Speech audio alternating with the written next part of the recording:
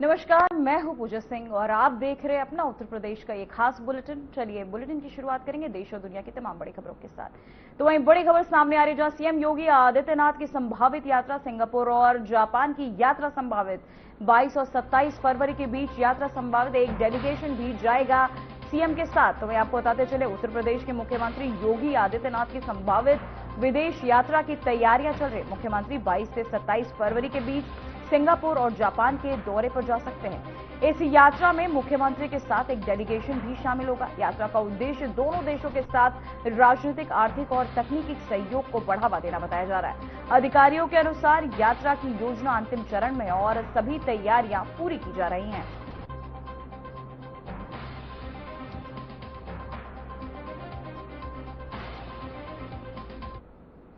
तो वहीं उत्तर प्रदेश के डिप्टी सीएम केशव प्रसाद मौर्य ने समाजवादी पार्टी द्वारा निर्वाचन आयोग में की गई शिकायत पर तीखी प्रतिक्रिया दी।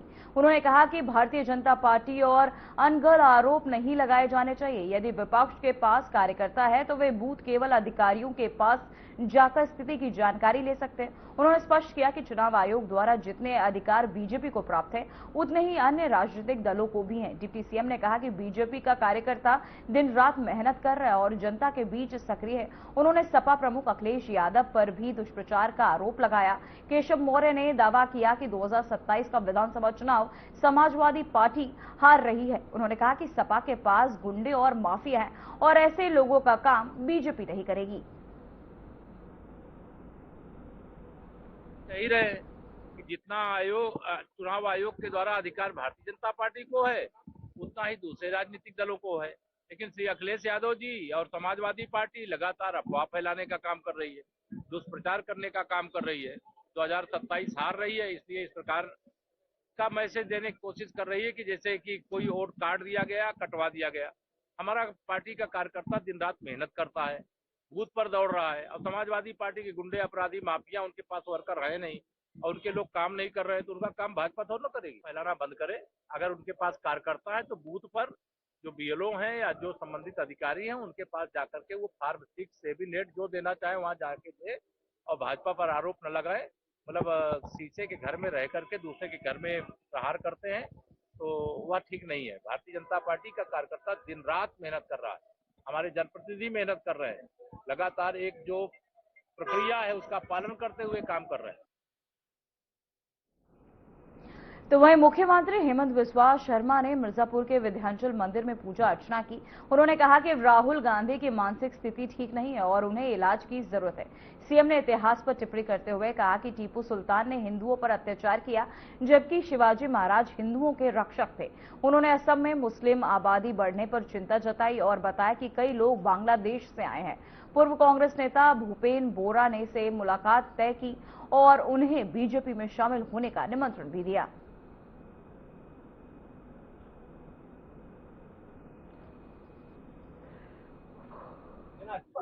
उसमें काफी गड़बड़ी हुए। हमने सुप्रीम कोर्ट में पिटीशन लगा के रखा हो कि उसमें पुनर्निरीक्षण होना चाहिए, लेकिन अभी सुप्रीम कोर्ट में वो केस पेंडिंग है। So you blame Gaurav Gogoi for being a spy. I am not blaming. I have evidence, and I have already produced the evidence. Now we are transferring the evidence to the government of India for further necessary action. You have filed a defamation suit also. Court has already prima facie says that nobody should make any statement against me without evidence.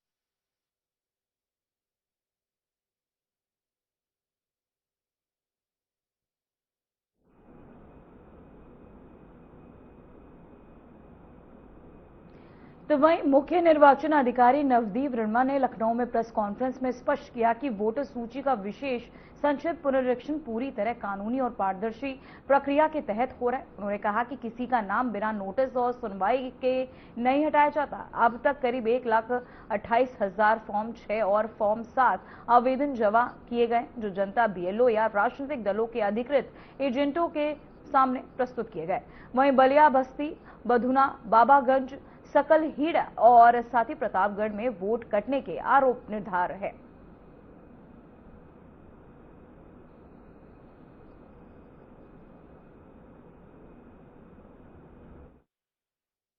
जब उत्तर प्रदेश में प्रारंभ हुआ उससे पहले उत्तर प्रदेश में सारे 75 जिलों के जिला निर्वाचन अधिकारियों और साढ़े 403 विधानसभा के जो निर्वाचक रजिस्ट्रेशन अधिकारी उनका एक दिन ही प्रशिक्षण हुआ था लखनऊ में, और जिसमें संवैधानिक व्यवस्था और जो registration of electoral rules, representation of people act 1950 और जो मैनुअल्स हैं भारत निर्वाचन आयोग के मतदाता सूचियों से संबंधित, पोलिंग स्टेशन से संबंधित, उसके बारे में, BLO ऐप के बारे में और ERO नेट जो व्यवस्था जिसके अंतर्गत हम सारे मतदाता सूची को तैयार करते हैं और जनता की जो ग्रीवेंसेस है उसको हैंडल करते हैं।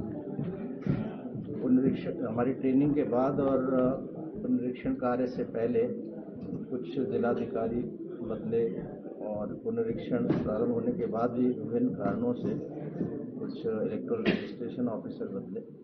तो ये ज़रूरत महसूस की गई कि जो लोग जिनका एक दिन ही प्रशिक्षण नहीं हुआ है उनका भी प्रशिक्षण हम करवा दें। तो उसी कड़ी में आज हमारा लखनऊ में Uttar Pradesh academy of administration management में हमने एक दिन का प्रशिक्षण कार्यक्रम आयोजित किया है, जिसमें 6 जिलों के जिला निर्वाचन अधिकारी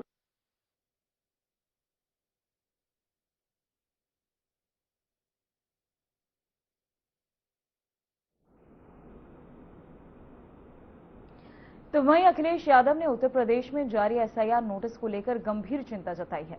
उन्होंने कहा कि सिर्फ मुस्लिम पिछड़े वर्ग, दलित, आदिवासी और कम पढ़े लिखे लोगों को फॉर्म 7 के जरिए नोटिस भेजा जा रहा है। अखिलेश ने बताया कि उनका दल चुनाव आयोग से मिलने का समय मांगेगा और जैसे ही समय मिलेगा उनका डेलीगेशन जाकर मामले की समीक्षा करेगा। आयोग से समय मांगा है और चुनाव आयोग का समय मिलते ही हमारे डेलीगेशन जाएगा, क्योंकि केवल मुसलमानों का, केवल पिछड़ों का, केवल दलितों का, आदिवासियों का और खासकर जो पढ़ाई लिखाई नहीं समझ सकते हैं, जो हमारे पिछड़े हैं, चाहे वो निषाद हो, कश्यप हो, बातम हो, राजभर हो, प्रजापति हो, पाल हो, तमाम जातियां जो गरीब हैं और जो पढ़ नहीं सकते, उनका ये तरीका निकालने के फॉर्म 7 से नोटिस दो। और अब क्योंकि फॉर्म 7 में पकड़े जा रहे हैं तो फॉर्म 7 जो गलती कर रहे हैं उसमें कार्रवाई नहीं कर रहे हैं, अब ये नोटिस भिजवा रहे हैं जिससे गरीब आदमी अपना काम छोड़ के फॉर्म भरने लगे। तो वहीं उत्तर प्रदेश माध्यमिक शिक्षा परिषद की हाई स्कूल और इंटरमीडिएट परीक्षा 12 मार्च तक चलेगी। झांसी में सभी परीक्षा केंद्रों को शांतिपूर्ण और नकल मुक्त बनाने के लिए तैयार किया गया है। वहीं मुख्य द्वार और हर एक कक्षा में 2-2 CCTV कैमरे लगाए गए, जिनकी रिकॉर्डिंग 24 घंटे जनपदीय कंट्रोल रूम और लखनऊ मुख्यालय में होती रहेगी। लाइट, पंखे और शौचालय की व्यवस्था की गई है। मोबाइल और कैलकुलेटर और अन्य इलेक्ट्रॉनिक डिवाइस प्रतिबंधित रहेंगे।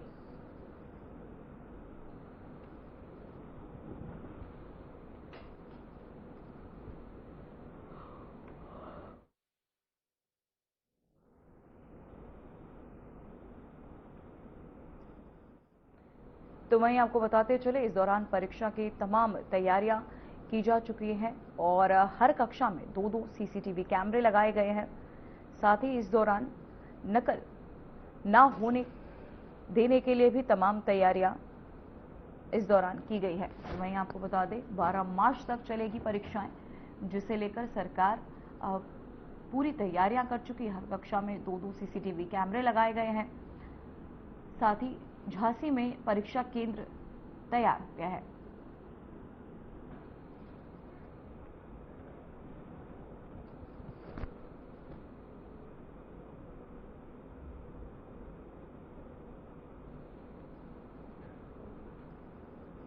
तो वहीं आपको बताते चले, झांसी में परीक्षा केंद्र तैयार। शासन के जो निर्देश हैं, माध्यमिक शिक्षा परिषद की जो नियमावली है, उसके अंतर्गत शुचितापूर्व और पारदर्शी परीक्षा की पूरी तैयारी है। नकल विहीन परीक्षा होती है, झांसी में पूर्व से भी होती आई है और आगे भी होगी। ऐसी हमारे जिला विद्यालय निरीक्षक महोदया का भी निर्देश है, शासन का भी है। हमारे सारे केंद्र व्यवस्थापक, बाह्य केंद्र व्यवस्थापक, स्टैटिक मजिस्ट्रेट, हमारे कक्ष निरीक्षक, शिक्षक साथी सभी भरपूर प्रयास करते हैं कि विद्यालय में, सभी विद्यालयों में जो है परीक्षा जो है निर्बाध, शांतिपूर्ण और सुष्ठुतापूर्वक संपन्न हो। सीसीटीवी कैमरे मानक के अनुरूप लगे हुए हैं, वॉइस रिकॉर्डर उसमें लगे हुए हैं। प्रत्येक कक्ष में 2-2 सीसीटीवी कैमरा लगाए गए हैं, मुख्य द्वार पे लगाए गए हैं, क्योंकि इसकी ऑनलाइन रिकॉर्डिंग हमारे जिला प्रशासन झांसी में, लखनऊ में, सब जगह इसकी रिकॉर्डिंग पूरे टाइम होती रहती है। 24/7 जो है उसकी रिकॉर्डिंग पूरी परीक्षा की रहती है। जी, क्लॉक रूम मुख्य द्वार के पास बनाया गया है। अगर कोई परीक्षार्थी जो है किसी प्रकार का ऐसा सामान लाता है, बैग, मोबाइल या जो परीक्षा से संबंधित नहीं है, उनको रखवाने के लिए जो हमारे विद्यालय में क्लॉक रूम बना है, उसमें निःशुल्क व्यवस्था हम लोग हर साल करते हैं। और शौचालय की भी व्यवस्था भी है, पर्याप्त है। छात्रों के लिए अलग है, छात्राओं के लिए अलग है। और प्लीजेंट वातावरण हम लोग देने की कोशिश करते हैं कि तनाव मुक्त होकर जो परीक्षार्थी जो है परीक्षा दे। वहीं सिद्धार्थनगर में हाई स्कूल और इंटरमीडिएट परीक्षा से पहले जिला प्रशासन ने सभी तैयारियां पूरी कर ली है। जिले में 119 परीक्षा केंद्र बनाए गए, जिनमें सीसीटीवी कैमरे लगाए गए। वहीं प्रश्न पत्र और उत्तर पुस्तिकाएं स्ट्रांग रूम में सुरक्षित रखी गई हैं। परीक्षा को नकल विहीन कराने के लिए आपको बता दें, स्टैटिक और सेक्टर मजिस्ट्रेट के साथ सचल दस्ते तैनात किए गए। जिले में कंट्रोल रूम से सभी केंद्रों पर नजर रखी जाएगी। कुल आपको बता दें 65,579 परीक्षार्थी परीक्षा में शामिल होंगे और हर कक्षा में कैमरों से निगरानी होगी।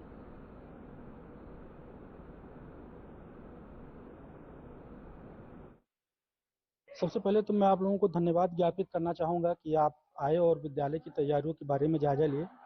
मैं सैफुद्दीन मलिक, प्रधानाचार्य doctor APJ Abdul Kalam memorial inter college बढ़नी, डुमरियागंज, सिद्धार्थनगर। जैसा कि आपने पूछा कि कल से बोर्ड परीक्षा की तैयारी के लिए शुरू हो रही है, तो उसके लिए क्या तैयारियां आपने की है। तो शासन के मंशा रूप सारी तैयारियां कंप्लीट कर ली गई हैं। बच्चों को बैठाने के लिए मिक्सअप जैसा शासन का मंशा है कि मिक्स सिटिंग प्लान बनाना, सिटिंग प्लान बना लिया गया है। और जो बच्चे अपने यहाँ इनरोल्ड थे उनको प्रवेश पत्र वितरित कर दिया गया है। और जो दिशा निर्देश थे छात्रों के लिए, जैसे उनको आधार कार्ड, अपना एक पहचान पत्र वहाँ ले जाने के लिए और कॉपी के प्रत्येक पेज पर अनुक्रमांक लिखना, ये दिशा निर्देश बच्चों को दिया जा चुका है। बच्चों पर निगरानी के लिए किस तरीके की व्यवस्था है नकल विहीन परीक्षा को लेकर? बच्चों की निगरानी के लिए सीसीटीवी कैमरे लगाए गए हैं। एक कक्ष में 2-2 कैमरे वॉइस रिकॉर्डर युक्त लगाया गया है और 2-2 कक्ष निरीक्षक एक कमरे में रहेंगे। बाकी आंतरिक सचल दल भी हमारा सक्रिय रहेगा नकल विहीन परीक्षा संपन्न कराने के लिए। बोर्ड परीक्षा 2026 के लिए प्रशासन स्तर पर जनपद स्तरीय जो टीम बना ली गई है। 6 सचल दस्ते बनाए गए हैं और जनपद स्तर पर जिलाधिकारी महोदय की अध्यक्षता में जो इसकी बैठक कराई जानी है, लोहिया कला भवन केंद्र बैठक परसों होगा। और उस बैठक में zonal magistrate, स्टेटिंग magistrate, sector magistrate, केंद्र व्यवस्थापक, सह केंद्र व्यवस्थापक, सभी लोग जो हैं कंपल्सरी रूप से वहाँ पर उपस्थित होंगे। और परीक्षा से संबंधित जो दिशा निर्देश दिए जाएंगे जिलाधिकारी महोदय के द्वारा, और भी जो एक्सपर्ट लोग रहेंगे उनको भली भांति जो है उसको संज्ञानित करेंगे वो लोग। और परीक्षा की शुचिता और उसकी जो संवेदनशीलता है उसको ध्यान में रख करके अपने दायित्वों का निर्वहन करेंगे। परीक्षा में लगभग जो है 65,569 बच्चे जो है सम्मिलित हो रहे हैं। उन बच्चों से उनके परीक्षा दिलाने के लिए जो निर्देश, जो गाइडलाइन है, बच्चों को सेंटर में एंट्री कराते वक्त उसकी पूरी ध्यान रखी जाएगी। कोई भी बच्चा मतलब इस तरह से नकल या ऐसे कोई पर्ची या इस तरह से कोई जो है अपने साथ न ले जाने पाए, जिससे कि परीक्षा की शुचिता प्रभावित हो।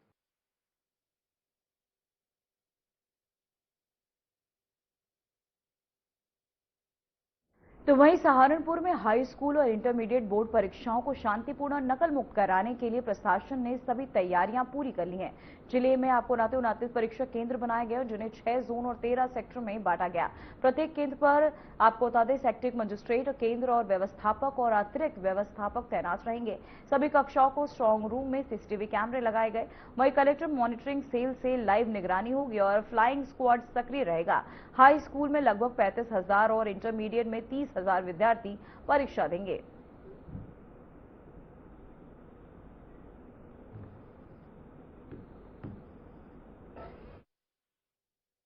देखिए, कल 18 फरवरी से माध्यमिक परिषद की जो परीक्षाएं हैं 10वीं और 12वीं की, वो शुरू हो रही है।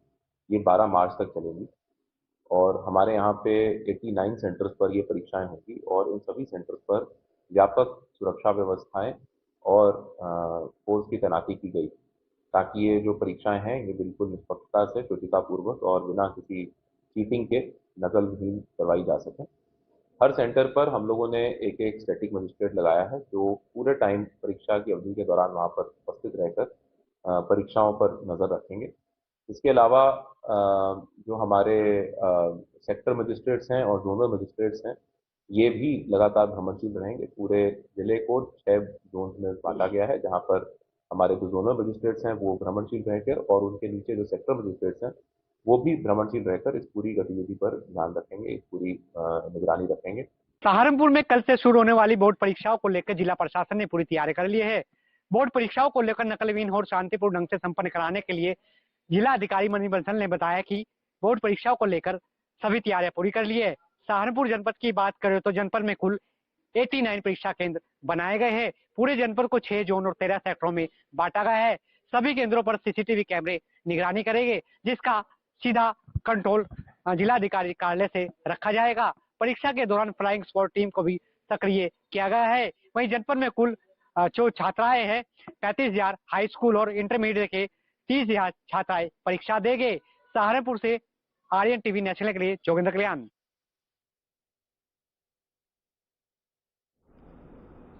तो वहीं महाराजगंज में हाई स्कूल और इंटरमीडिएट की बोर्ड परीक्षाएं 18 फरवरी से शुरू हो रही हैं।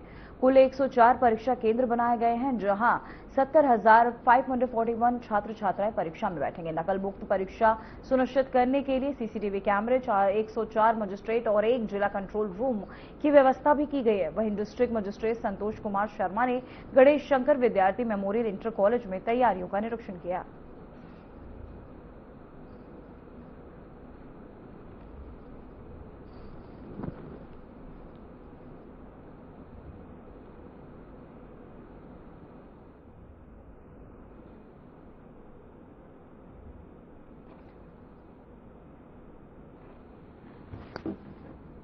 तो वहीं आपको बताते चले सीसीटीवी और मजिस्ट्रेट इस दौरान तैनात किए गए हैं।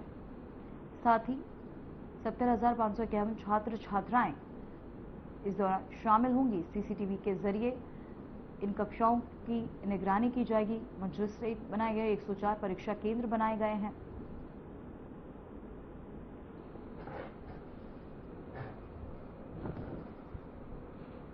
इस बार हो रही परीक्षाओं में नकल को रोकने के लिए सरकार ने तमाम तैयारियां की गई, तमाम केंद्र बनाए। साथ ही सीसीटीवी कैमरों के जरिए इस बार कक्षाओं में नजर भी रखी जाएगी। तो वहीं आपको बता दें डिस्ट्रिक्ट मजिस्ट्रेट संतोष कुमार शर्मा ने गणेश शंकर विद्यार्थी मेमोरियल इंटर कॉलेज में तैयारियों का निरीक्षण भी किया।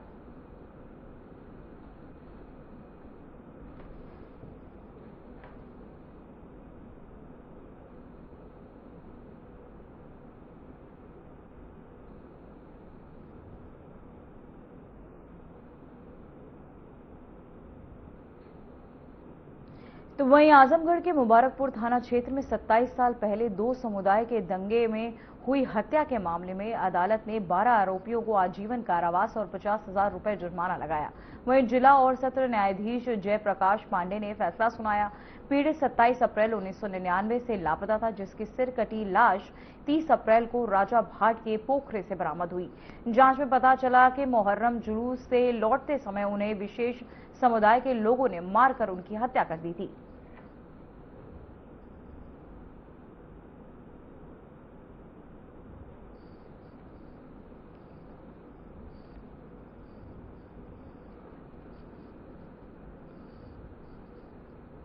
तो वहीं आपको बताते चले आजमगढ़ के मुबारकपुर थाना क्षेत्र में 27 साल पहले 2 समुदाय के दंगे में हुई हत्या के मामले में अदालत ने 12 आरोपियों को आजीवन कारावास और 50,000 रुपए का जुर्माना लगाया था। जिला और सत्र न्यायाधीश जयप्रकाश पांडे ने फैसला सुनाया। पीड़ित 27 अप्रैल 1999 से लापता था, जिसकी सिर कटी लाश 30 अप्रैल को राजा भाट के पोखरे से बरामद हुई। जांच में पता चला कि मुहर्रम जुलूस से लौटते समय उन्हें विशेष समुदाय के लोगों ने मारकर उनकी हत्या कर दी थी। वहीं आपको बताते चले आजमगढ़ से ये खबर सामने आ रही है, जहां 2 समुदाय के बीच में मुहर्रम के दौरान हुई झड़प में आजमगढ़ के मुबारकपुर थाना क्षेत्र में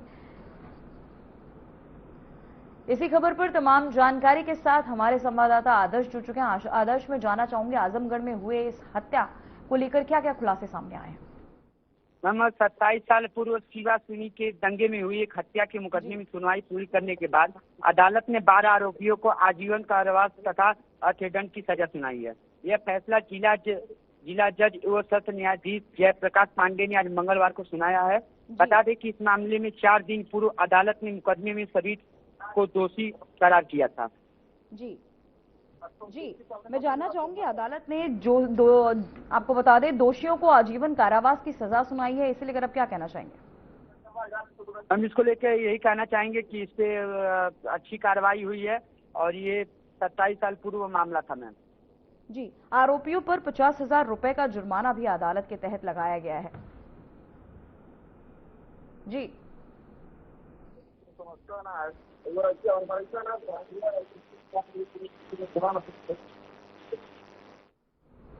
आदर्श, आपका बहुत बहुत धन्यवाद तमाम जानकारी के लिए इस खबर पर। तो वहीं बहराइच के नागपारा क्षेत्र के पुलिस और प्रशासन ने एक ट्रक पकड़ा जिसमें सरकारी किताबें थी। ये किताबें कबाड़ी की दुकान से बेचने के लिए भेजी जा रही थी। मामले का संज्ञान डीएम अक्षय त्रिपाठी ने लिया। मौके पर पुलिस और प्रशासन की टीम ने तुरंत कार्यवाही करते हुए किताबें जब्त कर ली। अब मामले की पूरी जांच शुरू कर दी गई है। ट्रक में मौजूद किताबों का स्रोत अभी तक स्पष्ट नहीं हुआ है।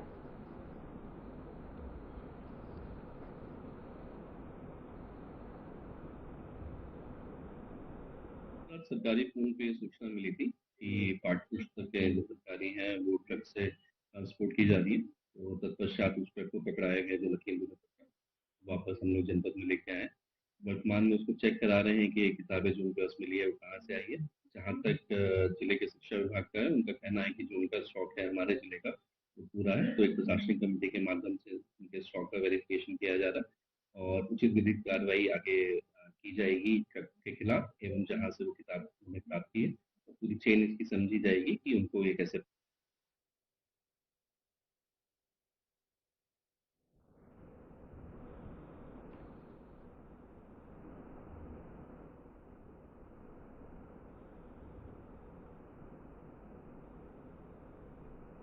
तो वहीं जालौन के कोच नगर में रमजान माह के मद्देनजर एसडीएम ज्योति सिंह ने पुलिस, नगरपालिका और बिजली विभाग के अधिकारियों के साथ मस्जिदों का निरीक्षण किया।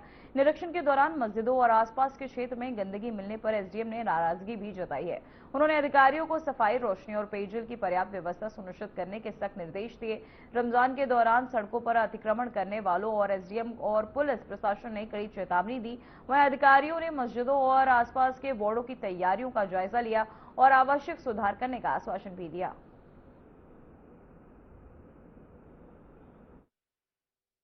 जैसे कि कल से रमजान का पावन पर्व प्रारंभ हो रहा है, तो इसमें सभी मस्जिदें जो हैं हमारे नगरीय क्षेत्र में उनका भ्रमण किया गया है। जिसमें पावर हाउस के पास जो मस्जिद है, कुरैशियन मस्जिद है, जामा मस्जिद है, लवली चौराहे के पास नई मस्जिद है, चंद कुमार की मस्जिद है, यहाँ पे भ्रमण करके सभी चाक चौबंद व्यवस्थाएं देखी गई हैं। कुछ जगह हमें समस्याएं समझ में आई हैं, जिसमें कुरैशियन मस्जिद में सफाई की समस्या आई तो तत्काल उसको वहीं पे सफाई करवाई गई है और निर्देशित किया गया नगर पालिका विभाग को कि प्रतिदिन वहाँ पे सफाई होनी ही होनी है और अभी भी सफाई कार्य वहाँ जारी है।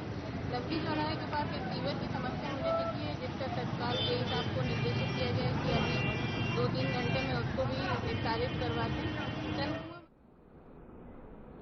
फिलहाल उत्तर प्रदेश की खबरों में इतना ही। देखते रहिए आरएन टीवी नेशनल। मुझे दीजिए इजाजत। नमस्कार।